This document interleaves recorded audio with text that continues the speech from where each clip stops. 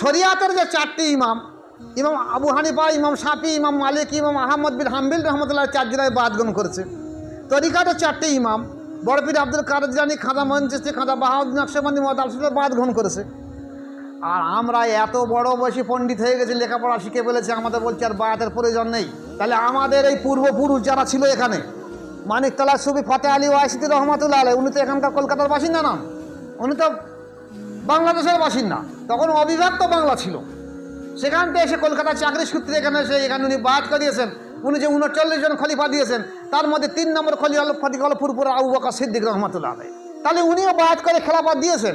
ফুরফুরার আবু বকর সিদ্দিক রহমতুল্লাহ আলাইহি 564 জনকে খেলাফত দিয়েছেন, তার মধ্যে বসিরহাটের নুর আমির রহমতুল্লাহ আলাইহি একজন আছেন। তাহলে বায়াতেরা করিয়েছেন, আমাদের উদ্যতন পূর্বপুরুষেরা বায়াত করিয়েছেন। তাহলে আজকের আমরা কোন শিক্ষার মাধ্যম দিয়ে বলছি বায়াতের প্রয়োজন নেই? আম্মা বাদ।